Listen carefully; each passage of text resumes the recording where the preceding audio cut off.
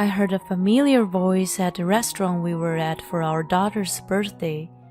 That voice and the way of speaking were undoubtedly my husband's, who was supposed to be on a business trip. Sorry, I thought I had made a reservation at a fancy restaurant. I messed up big time. Don't worry about it. I'm happy anywhere as long as I'm with you. Thanks, you're so sweet. God, I love you.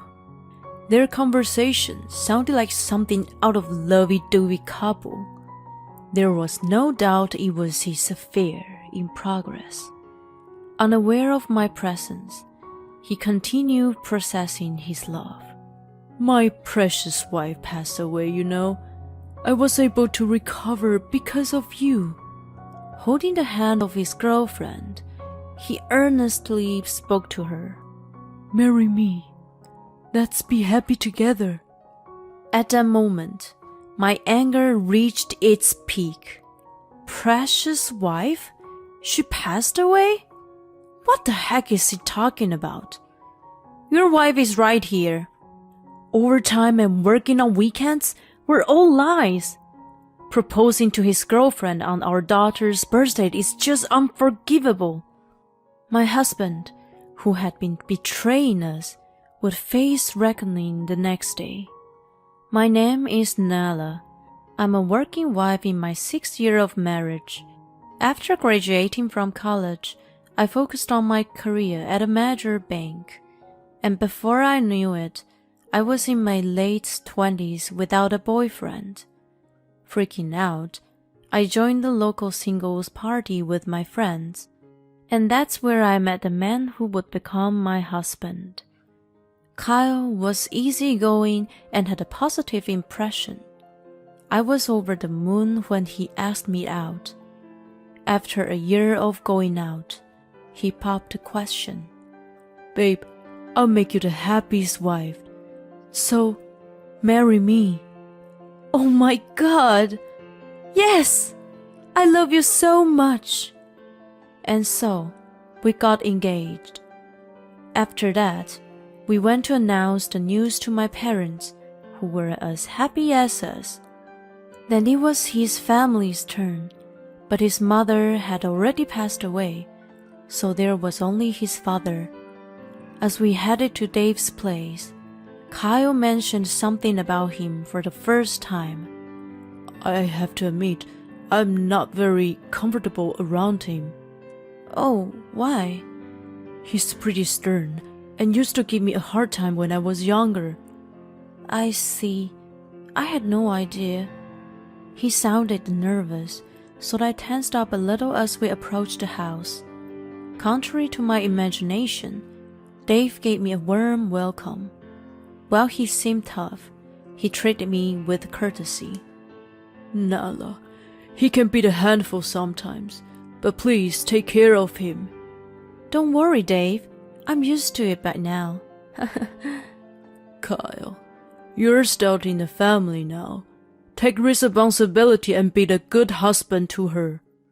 I know, Dad. And so, our first introduction to the in-laws ended. Afterward, we got married, moved into a new apartment, and began our newlywed life. Right after we started living together, I realized that he couldn't do any housework. Well, he used to live alone, so it was more like he had no intention of doing it. Dirty laundry would be all over the floor, and he wouldn't even bother to clear the dishes after eating. I asked him to help with housework once, but he simply dismissed it. Isn't that a wife's job when you get married? Are you serious asking me to do it? I was totally stunned and couldn't say anything back to him. Since then, no matter how much I complained, he never improved his attitude. About 2 years into this kind of life, I found out I was pregnant. He was overjoyed and looked forward to discovering whether it was a boy or a girl. My parents were thrilled to hear the news too, and Dave said, "Take it easy on yourself from now and have a healthy baby." Our child was blessed by everyone, which made me happier than anything. However, when my morning sickness kicked in, Kyle still didn't show any sign of helping me with housework. I was so frustrated, but I had to push myself to do the chores no matter how unwell I felt. When I was 8 months pregnant, he surprised me with a sudden statement. "Hey hon, I'm thinking about taking paternity leave." Huh? Really? "Yeah, you know, my company's Scandinavian, and a lot of my colleagues are from there. I see them taking leave and being involved in the caring of their newborns. It's pretty cool."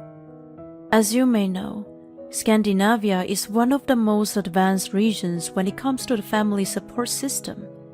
Learning that he was aiming to become an involved dad made me happy. "Thanks, love. It means a lot to me. I was feeling overwhelmed. It'd be great if you could help with babysitting and housework." "Leave them to me." I believed that he would change his way once our baby arrived. I was still hopeful back then. Later, I gave birth to a healthy girl named Emma. Kyle took 3 months of paternity leave, which was scheduled to start at the same time as the baby was born. However, he still didn't do anything contrary to my expectations. He would hold Emma and coo on her, but as soon as her diaper was wet or she started crying from hunger, he'd hand her over to me. "Her diaper must be wet and uncomfortable. Change it for her." "No way! I don't want to do something so nasty." "Fine. At least vacuum then." "Ugh! Seriously? I don't know how to do it. So better you do it." He didn't make any effort to learn how to take care of our baby, let alone help with housework. I was exhausted after giving birth and sleep deprived from the crying baby throughout the night. While I was busy doing everything, he was just lounging at home, playing with his phone. Sometimes he'd go out somewhere, eat out alone or shop, then return. I was getting upset, wondering what he was on paternity leave for in the first place. I even thought about talking to his dad about it, but I decided to hold my tongue to avoid unnecessary conflicts. Emma grew rapidly, and Kyle returned to work after the paternity leave. I took a year off from work and planned to put her in daycare when I started working again. Time passed, and Emma turned 3. We might have appeared to be a happy family at first glance, but my frustration had been building up for the past few years. Kyle, as usual, wouldn't lift a finger when it came to housework and childcare. Moreover, for the past 6 months or so, he'd become increasingly busy with work, often working late on weekdays. He even claimed to have to go in on weekends, which was supposed to be the only time he could spend time with Emma. Since I had been handling everything related to her, she had naturally become attached to me. Still, I thought I had to support Kyle because he was busy with work, so I somehow managed things day by day. As Emma's 4th birthday approached, I brought up an idea when he came home late one night. "Hey honey, I want to talk to you about something." "What? I'm tired, you know." He replied with a hint of annoyance, but I continued with a serious expression. "Emma's birthday is next Wednesday. I really want us to celebrate as a family, so can you try to come home early?" "No way! I'm swamped with work right now. Anyway, I've got a business trip that day." "Oh, come on. You've been spending no time with her for a while now. She misses you." "Yeah, right. She's always glued to you, calling for her mummy." "That's because you—" Before I could raise my voice, he interrupted, looking annoyed. "Let's drop it. I don't want to argue about it anymore." He headed off to take a shower. Left behind, I was utterly shocked. Then Emma's birthday arrived. Kyle had gone on a business trip early in the morning. When I asked Emma what she wanted to eat for her birthday, she energetically replied, "Kids' meal." She loved it at a nearby chain restaurant. I agreed to her request, and after picking her up from daycare, we headed there. However, it was closed for renovation. "Well, we have no choice. Let's go to a different location." And so, we ended up going to another one a bit farther away. The place was crowded, and we had to wait for about 20 minutes before being seated. "I'm really hungry." "You can eat as much as you want. We'll get some cake too." While having the conversation, I looked up, and my heart leaped out of my chest. The man sitting diagonally across with his back to us looked just like Kyle. Emma's meal was brought to her, and a pasta dish was placed in front of me. I stealthily observed the other table. Then I overheard their conversation. "I'm sorry, Monica. I made a reservation at a fancy restaurant, but I messed up the date, and now we're here." The voice and the way of speaking were undoubtedly Kyle, who was supposed to be on the business trip. Referred to as Monica, said, "Don't worry about it. I'm happy anywhere as long as I'm with you." "Thanks, you're so sweet." I was sure it was the scene of his affair. I operated my phone nervously and pressed the record button. His voice was being recorded on the phone. "I had planned to have this conversation in the proper restaurant, but..." "What is it?" "As you know, my previous wife passed away. I was able to recover because of you." "Oh, baby." Holding her hands, he said with a serious tone, "So, Monica Reed, marry me. Let's be happy together." Her eyes welled up as she responded, "Kyle, let's be happy together for your previous wife's sake too." At that moment, my anger reached its peak. Previous wife? She passed away? What the heck is he talking about? Your wife is right here. Overtime and working on weekends were all lies. Proposing to his girlfriend on our daughter's birthday is just unforgivable. "Mommy, what's wrong? You look scary." Emma's voice made me snap out of it. It's nothing. Here, have some cake." I looked up again, but they had already left the restaurant. After celebrating her birthday with a forced smile, we returned home, and I took action immediately. The next day, after finishing work, I waited for Kyle to return home. The doors swung open, and he casually said, "I'm home." I stood in the hallway and immediately started acting on my plan. "Welcome back. I went to the trouble of coming back from my grave for you." "Huh?" He looked perplexed. "Grave? What are you talking about?" "Well, you said I passed away, right?" "What?" He still didn't seem to get it, so I played back the recording from the previous day. "My previous wife passed away. I was able to recover because of you. So Monica Reed, marry me. Let's be happy together." I had edited the recording to be loud and clear. His voice echoed through the hallway. At that moment, his face turned pale. "What the heck is this? Were you in that restaurant yesterday?" "Obviously. That's where I heard you saying this." "God damn it.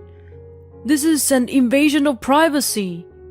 "Proposing boldly in the public place, and now you're talking about privacy?" "But wait, What's the deal? I'm supposed to have passed away without knowing it?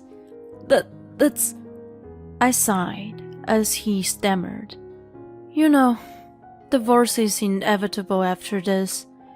I'm going to claim alimony from you, so be prepared. Divorce? Alimony? Hold on! Do you have a problem with that? I grimaced, and he blurted out with a red face. It was just a joke. A joke? Right, there's nothing going on between me and her. You can't just come after me for alimony without evidence. Then, a couple figures appeared from the living room. What? Monica? What are you doing here? And Dad too? Monica was glaring at him with an intense expression, and Dave was standing with his arms crossed, showing his anger. After I got home from the restaurant, I searched for Monica Reed on social media and contacted her, revealing everything. Judging from the conversation, I had thought she didn't know the truth. I was right. She was terribly shaken and apologized to me. I accepted her apology and asked her to help me. I also explained the situation to Dave, who rushed over. I left Emma with one of my mommy friends and ambushed Kyle with them. Jeez, Monica, he muttered as if in a daze. Then she started screaming at him. You said you were lonely because your wife passed away, right? She's still alive. And there's even a child? What's up with that? That's... You proposed shamelessly even though you're already married. I was a fool to accept this garbage. She threw the ring box at him. It hit him square in the face, and he crouched down in pain. Ouch! What the heck are you doing? I'm going to sue you for marriage fraud. I'm coming after you for tons of money, so you better not run. She huffed and puffed. Kyle was still crouching and stared her up in bewilderment. The next to speak was Dave. You're really a fool. You betrayed Nala and Emma, and on top of that, you deceived a young woman. You're an absolute idiot who has strayed from the path. It's as pathetic as it gets. He then approached Kyle and delivered a powerful slap. There was a sharp sound, and Kyle groaned. He writhed in pain, clutching his face but not uttering a word. I watched him with a cold gaze. Come on, get up. First, apologize to Nala. Dave's face was contorted in anger as he pulled him up. Tears welled up in Kyle's eyes as he began to apologize. I am so sorry, Nala. Please, forgive me. Please say you forgive me. Otherwise, my old man's going to... I don't even want to think about it. He trembled and hung his head down, and I gave him a tongue lashing. Who would forgive you? I don't want a husband who doesn't do any housework or child care, and on top of that, cheats without a care in the world. We're definitely getting divorced, even if I have to fight in court. I'll make sure I get custody and alimony. Oh no. He looked dazed while Dave grabbed him by his scruffy neck and dragged him out of the house. Then Monica took my hand and apologized again. I too said I apologized for my husband's behavior. Later, my divorce with Kyle was finalized, and I gained custody of Emma. I claimed $130,000 in lump sum as an alimony for his infidelity and child support. Apparently, Monica also managed to get some compensation from him. Of course, he couldn't afford such a large sum, so Dave lent him the money and paid it all. He was furious about the whole incident and made Kyle quit his job. He arranged for him to work at the acquaintance's forestry company. Kyle's currently deep in the woods, cutting trees and repaying the debt to Dave. He's never done manual labor before and is put to hard work under a younger boss. He's said to be toiling away under desperation. I have no sympathy for him whatsoever. On the other hand, I used the alimony to move and start a new life with Emma. I was worried that she might miss her dad, but she's been smiling and said, "As long as Mommy's with me, it's okay." I make sure she sees Dave regularly, and he showers her with some gifts every time. I'm looking forward to watching her grow and living life with a positive attitude.